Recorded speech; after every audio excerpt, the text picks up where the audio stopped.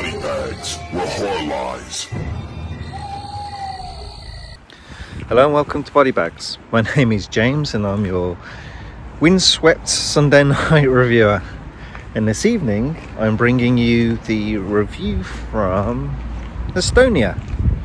Yeah, I'd hopped on the boat across from Finland and decided to spend Vappu, which is May Day celebration in Estonia. So the review for this evening is Phil Tippett's Mad God. So if you know much about Phil Tippett, very basic synopsis of the guy. Super basic stop motion animation. Just check the guy out. He's kind of like a very unique character. I'm just going to go and walk in my car now because it's not there's clouds and it's getting a bit blowy out here. So yeah, he is quite a unique character.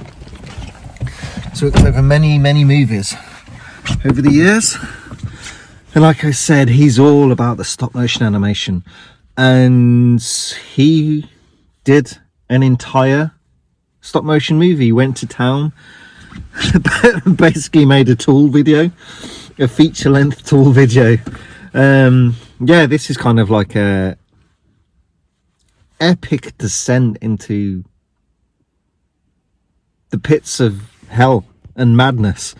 Yeah, it's like he's really trudged the bowels of his mind to come up with this movie is like crazy. The narrative is a little bit open, and it's all just about kind of going further and further, like it's kind of like going, it's literally like going into hell. You're just going further and further, more messed up stuff, and that's kind of what this is. So we do follow a character. We follow this this assassin. So he has this very old crumbly map and a briefcase, and he has been tasked to go down and deliver this briefcase. So he's gone down to like this underworld. So the master above sent him down on this lone mission, and he trudges through following this map, seeing all these weird and fantastical and grotesque creatures and situations. Yeah, everything that Phil Tippett could muster up in that wonderful mind of his, he put it onto screen. Yeah. So yeah, we follow this this assassin, and like different. He's kind of in different situations, but he's also viewing different things, and what's going on is kind of like just like an impartial observer in some cases, and watches some weird shit and then just carries on with the next bit. It kind of like when he's going deeper and deeper in his journey, he finds, sorry, really professional this review.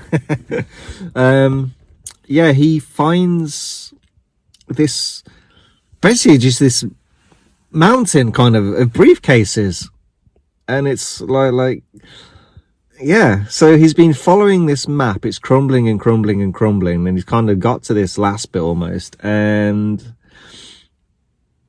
yeah, it's like there's been many assassins before it, so it would seem. Anyway, he's trying to set the bomb off. You open the briefcase, it's a bomb inside. Something happens with it anyway. But while he's messing, trying to set it off, he gets dragged away by some weird and wonderful creature. And yeah, he gets kind of taken to this weird, I'll call it a hospital.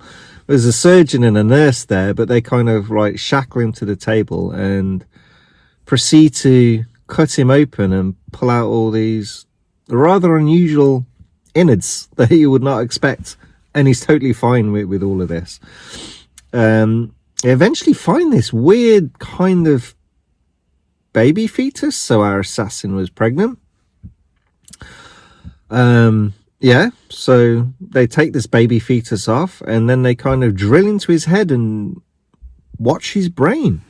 And this is where you see a little more of like the start, where he gets, he's like kind of being cheered on, is like, yeah, he's going down in this kind of like, it's like deep sea diving bell.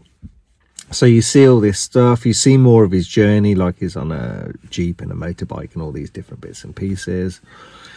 Yeah, managed to find these vehicles that work. And yeah, it doesn't go so well for him, that, does it? And then you follow his fetus baby thing, and then it goes to this kind of, I think, this alchemist guy. So kind of, you got the one leader and you got the other leader, the overworld and the underworld. And so maybe this, I don't know if this is just as far as you get to see as the biggest leader down there, or he's just in the procession, this line, and it gets deeper and deeper and there's more bosses. I don't know, but this is the one you get to see, and he grinds up the baby. Yeah, and it kind of, well, he makes this liquid, this gold or something like that, and it bursts like the start of this new kind of universe, this new cycle. And then the bomb clicks. It's just a madness movie. It's the easiest way to describe it is a feature-length Tool video, as I mentioned. It's just crazy. But the narrative is so loose, and the story is very light, but you're just drawn into all these weird and fantastical things of what's he going to come up with next. And just as you start to think, well, how much more is there? Is it just going to start being repetitive? Yeah, but no, each step is different in some strange and wonderful way. And yeah, the animation is just amazing. Actually, when you see the nurse and the surgeon, it's kind of they're filmed, so they're actors, and it's like this weird filter situation. And that's obviously a creative choice that he took. I don't know why he wanted to do it in a different way. I guess kind of it's an adjustment in narrative, I guess, and like how the story, it's kind of, well, no, it's not talking about that, because I was going to say it's like talking about like what happened, like a pretense thing, but the pretense thing isn't the surgeon and the nurse. It's when they plug into his brain, and that is, again, all the stop motion stuff. But anyway, it's not like a bad thing or anything like that. I was just wondering why the creative choice was for that.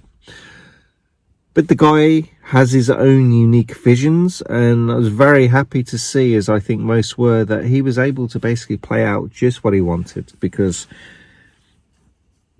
I'm pretty sure there's no studio interference with this, because if there was, they'd bin the whole movie, because it's just kind of like that crazy thing. And this is Phil Tippett love letter to himself kind of thing.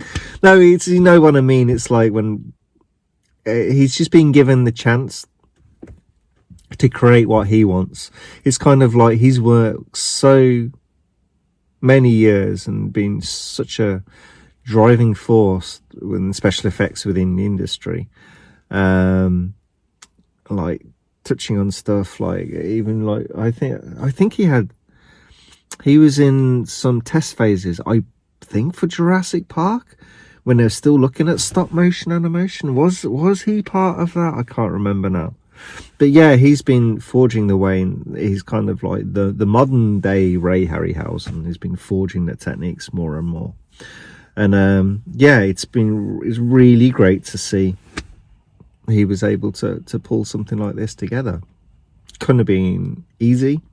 Like I say, it's like editing this thing. Wow, that would have been an insane task. But it's, if you're really into tool videos, if you're really into like just messed up stuff, and you kind of want to see, it's not seriously grotesque, but it's kind of like see someone's brain of, like, you can see an 8-year-old Phil Tippett kind of tapping into this, and some of the creatures and how they are, you're like, man, I would have loved that when I was 8. I mean, I love it now and I'm 42. But yeah, really enjoyable film. If you know about Phil Tippett, I highly recommend you watch this movie. Yeah, just give it a go. It's the there's a Shudder exclusive. I watched this one online back in 2001. It actually made my top 10 of 2001 movies. I was like that much into this. Really enjoyed it. Highly recommend you check it out. Anyway, hope you guys enjoyed the review, and I'll catch you next week. Thank you. Bye bye.